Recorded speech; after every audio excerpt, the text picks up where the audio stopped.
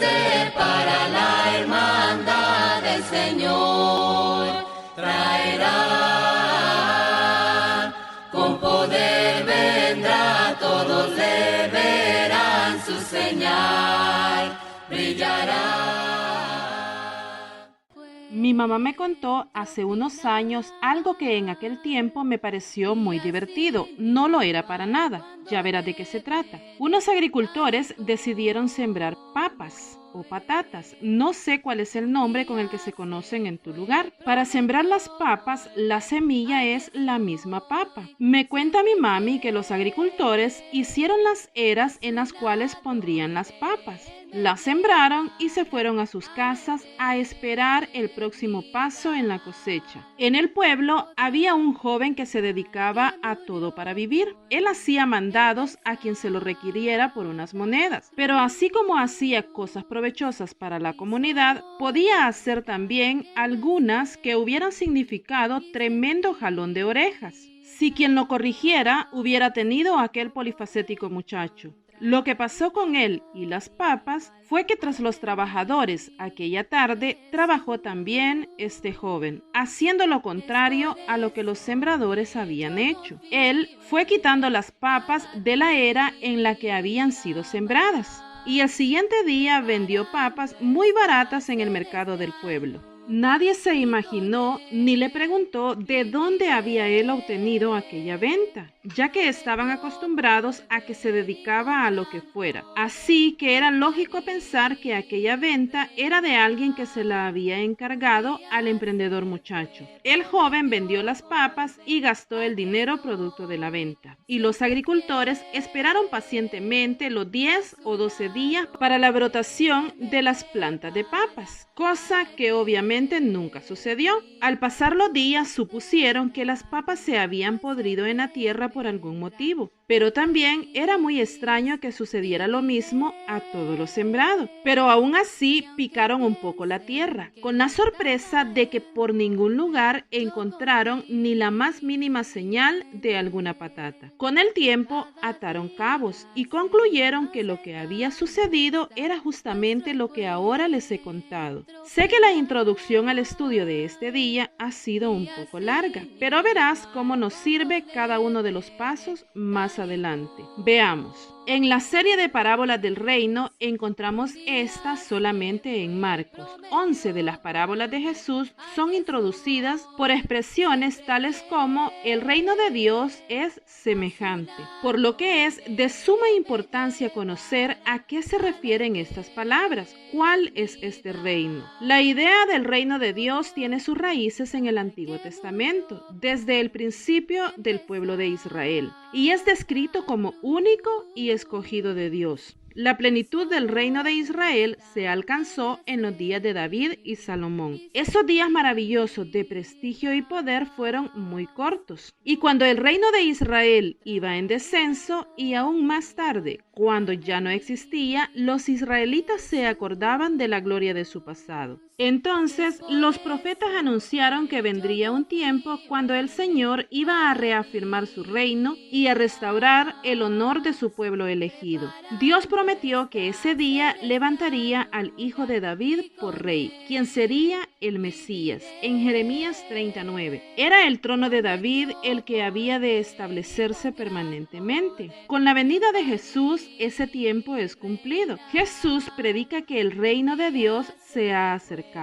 En Marcos 1:15. Veamos ahora qué dice acerca del crecimiento de este reino en el capítulo 4, 26 al 29. Parábola del crecimiento de la semilla. Decía además, así es el reino de Dios, como cuando un hombre echa semilla en la tierra, y duerme y se levanta de noche y de día, y la semilla brota y crece sin que él sepa cómo, porque de suyo lleva fruto la tierra. Primero hierba, luego espiga, después grano lleno en la espiga, y cuando el fruto está maduro, enseguida se mete la hoz porque la siega ha llegado. En el momento en el cual cual el Señor Jesús está hablando esta parábola, la iglesia todavía no había sido establecida en la tierra, porque en sus planes eternos ya se encontraba. Estas parábolas relativas al reino son dedicadas a la iglesia que próximamente ejecutaría todos los planes de él. Estas no son para nada con planes evangelísticos, no son para atraer almas ni nuevos adeptos, son para que la iglesia y por consiguiente sus miembros sepan cómo conducirse. Esta parábola del crecimiento de la semilla se encuentra inmediatamente después de la parábola del sembrador, que también es dedicada a la iglesia y no a los amigos. Esto lo veremos en el estudio de aquella. Esta parábola bien puede ser continuación de la parábola del sembrador, en la que explicó cómo se esparce o siembra la semilla. Luego, en esta nos está hablando del poder que esa semilla tiene por sí misma, sin que el sembrador pueda intervenir en ella. La palabra reino quiere decir literalmente mando, pero se le emplea en distintos sentidos en el Nuevo Testamento. Es usado en presente y equivale a la iglesia, el cuerpo de Cristo. Pero este reino no es algo que brotó de un momento a otro. Fue planeado, preparado y concebido en la eternidad de Dios. Es necesario que el reino se esparza por todo el mundo mediante su crecimiento. Y esta parábola presenta muchas lecciones que debemos tomar en cuenta. El pueblo judío estaba esperando que el reino de David fuera restaurado. Ellos querían ver su nación surgir de nuevo por sobre los romanos que les oprimían. Muy bien entendían que Jesucristo era el hijo de David, que había de establecer el reino que tanto anhelaban. Jesucristo, al conocer sus corazones y las expectativas que en él albergaban, les explica que el reino es, pero no como ellos lo están esperando. Les explica pues, así es el reino de Dios, como cuando un hombre echa semilla en la tierra. El reino que el Señor estaba estableciendo no será una tormenta que de un día para otro destruya a todos sus enemigos y tome el control de los gobiernos a su alrededor como ellos esperaban. No, esto es, dice él, como un hombre que echa la semilla en la tierra. Este acto debe implicar muchas más acciones, como preparar la tierra, elegir la semilla y el posterior cuidado de la planta. Pero el Señor se va a enfocar en algo misterioso que sucede con la siembra. El sembrador puede preparar la tierra en la mejor forma posible, puede elegir la mejor semilla, pero al momento de la verdad, su intervención es muy limitada. Él echa la semilla en la tierra y no puede hacer nada más con ella. Solamente esperar, pacientemente, esperar a que el brote se empiece a notar. La primera parte del siguiente versículo dice que duerme y se levanta de noche y de día. Él ya hizo lo que debía hacer. ¿Cómo sucede lo demás? No lo sabe. En la actualidad es muy posible que se pueda adjuntar una pequeña cámara en el lugar en el cual reposa la semilla, como se hace con los bebés durante el embarazo. Pero hay que aclarar que el poder observar paso a paso lo que bajo la tierra sucede no nos hace capaces de poder intervenir, acelerar ni retrasar este proceso. Los medios tecnológicos nos hacen meros observadores. El texto bíblico nos lo dice con toda claridad y la semilla brota y crece sin que él sepa cómo, porque de suyo lleva fruto la tierra, nos dice. La tierra está preparada para hacer este proceso una y otra vez, y la planta surge como ha sucedido por miles de años, con toda clase de semillas, con y sin intervención humana. Esta surge, primero hierba, luego espiga, después grano lleno en la espiga, y cuando el fruto está maduro, enseguida se mete la hoz, porque la siega ha llegado. No se puede obviar ninguno de los pasos en este proceso, por pequeños o insignificantes que nos parezcan. Es muy bonito ver el proceso de las semillas, cuando están tiernas,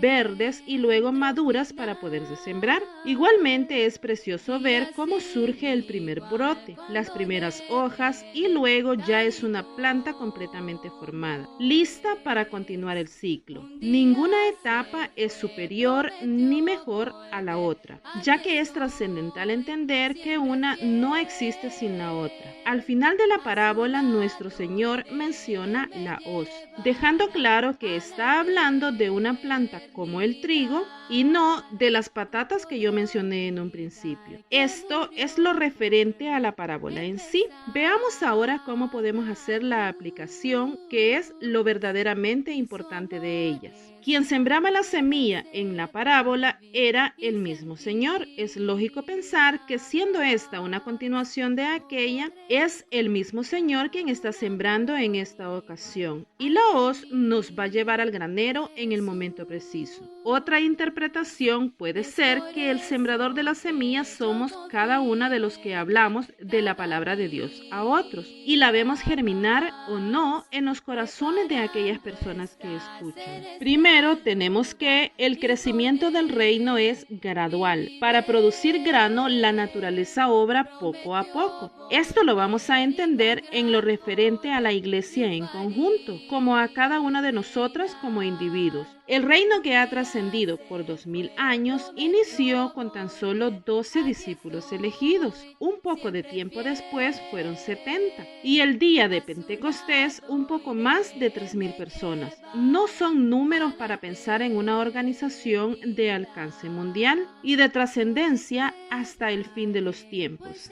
Sean estos cuando sean. El Señor Jesucristo, enterrado justamente en un huerto, fue la semilla de esta iglesia. La semilla fue sembrada, pero su fruto no se vio de inmediato. Hasta el día de hoy todavía se está llevando a cabo un proceso que solamente será manifiesto en totalidad el día final. También la semilla germina por sí misma, porque en su muerte lleva vida. Esto es algo oculto.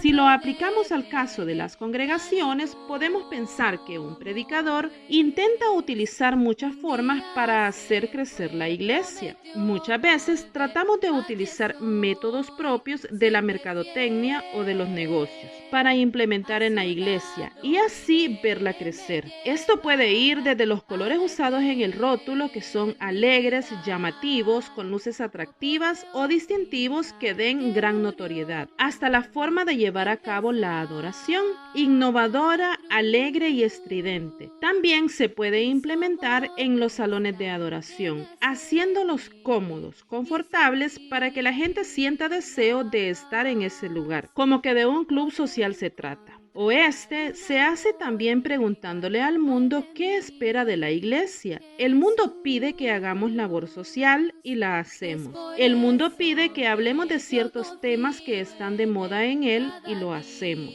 La gente del mundo quiere que hagamos celebraciones a la Biblia, a la hermandad, a los niños, a las madres, etc. Y lo hacemos porque esto es lo que atrae gente. Y queremos atraer gente. Llegamos al límite de la locura no predicando la verdad de la doctrina, porque a las personas les molesta. Es mejor hablar de temas de superación personal, de liberación, de la fuerza interior, que hablar del amor de Cristo.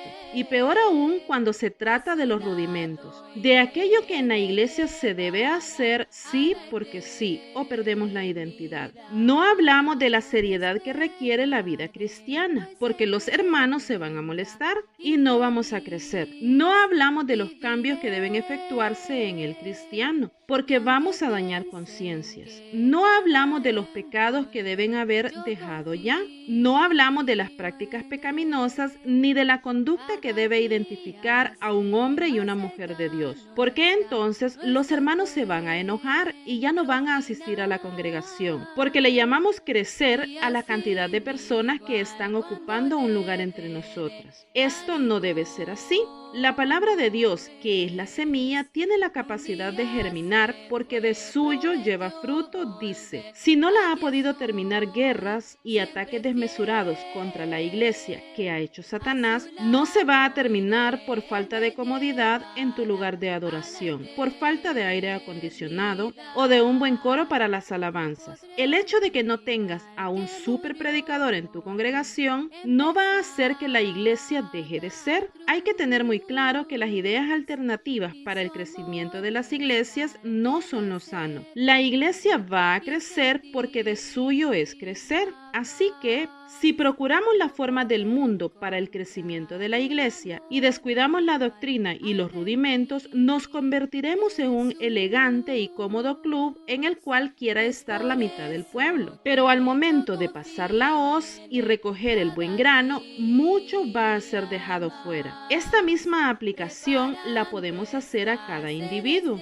Nosotras vamos a una persona y le predicamos la palabra. Sembramos en ella el evangelio y como el agricultor, esperamos que la fe en ella empiece a brotar. Me ha pasado, haciendo visitas de evangelismo, que algunas personas se han mostrado extremadamente amables con nosotras. Nos reciben, atienden y hasta nos han ofrecido algo de beber. Y nuestro corazón humano piensa que esta persona es muy buena tierra y que muy pronto obedecerá. Pero ¿sabes cuál ha sido la sorpresa? Que al pasar meses y hasta años, resulta que nos damos cuenta que en sus corazones pasó lo de las papas que te conté al principio. No hay nada allí. Alguien pasó tras nosotras y robó esa semilla. Pero ¿cómo puede saber esto el sembrador? En nuestro caso, ni siquiera escarbando para buscar si hay algo de la semilla en ella, porque lo de las semillas es más misterioso de lo que pensamos. Y el tiempo apropiado para el brote es diferente a cada planta. Las hay que la semilla está escondida hasta durante 7 años, como el bambú japonés.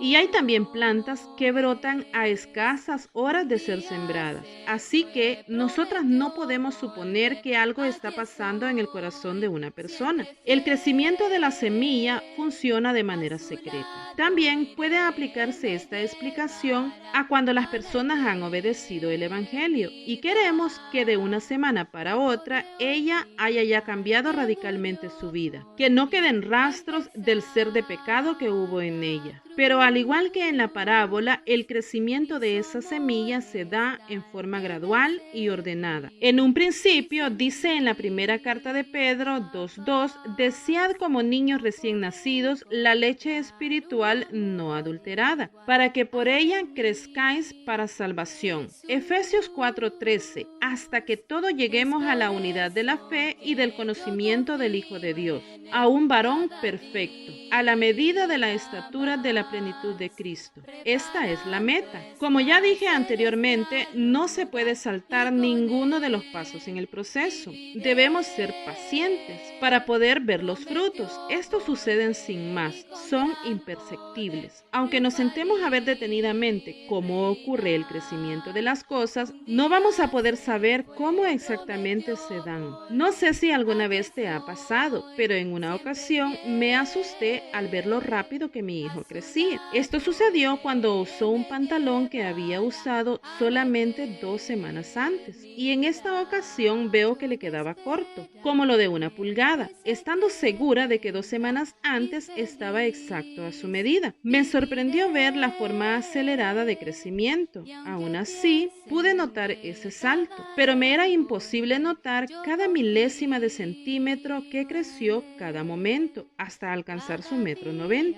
Lo mismo pasa con una vida espiritual saludable. La buena semilla ha sido sembrada y hay que hacer lo que es normal que hace un agricultor con la plantación, pero lo demás es de Dios. La semilla es buena porque es la semilla del evangelio, pero no hay estrategias ni formas mágicas para hacer cristianos amorosos y temerosos de Dios. Ni siquiera Pablo la tuvo. En 1 Corintios 3:6-7, el apóstol dice: yo sembré y Apolos regó, pero el crecimiento lo ha dado Dios. Así que ni el que siembra ni el que riega son algo, sino Dios que da el crecimiento. El deber, pues, es esparcir la semilla, sembrar con todos los cuidados posibles, y la semilla ha de germinar y dar fruto, a veces sorprendiéndonos, como esa semilla que es capaz de brotar entre el cemento, entre piedras o en lugares no fáciles ni apropiados, como en una zanja, ladera o cualquier otro lugar incómodo. La semilla del Evangelio va a dar frutos, porque de suyo es dar frutos. Para eso se pone en la tierra. Si llegó un ladrón, como en el caso de las papas del principio, lo podremos saber solo cuando haya pasado el tiempo suficiente. Pero, ¿por qué esto es así? ¿Por qué unos creen y otros no? ¿Es esta una buena razón para darnos por vencidos en la predicación del Evangelio? ¿Es esta una razón válida para que seleccionemos a discreción a quienes vamos a predicar el Evangelio y a quienes no? ¿Por qué unos creen y otros no? Es un misterio. Lo que sabemos es que la voluntad de Dios es que nadie se pierda y que todos se salven y vengan al conocimiento de Dios. Leamos en 1 de Timoteo 2, 1 al 4.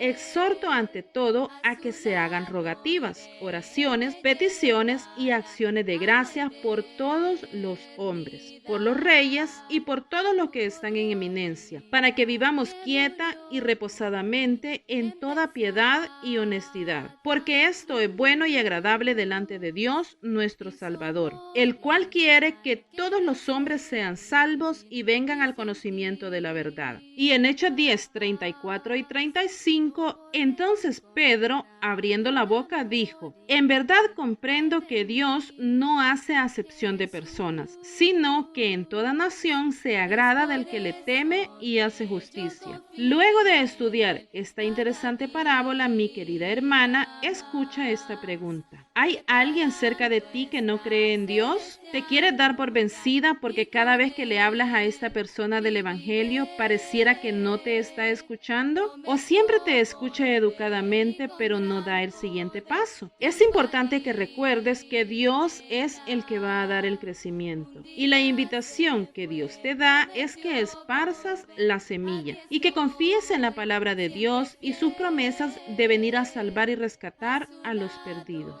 Hay algunas cosas que solo Dios puede hacer. El agricultor se levanta de día y de noche, pero no puede intervenir con lo que sucede en el interior de la tierra con la semilla. Esta necesita ciertas cosas para crecer, como agua, luz y nutrientes. ¿Y sabes qué?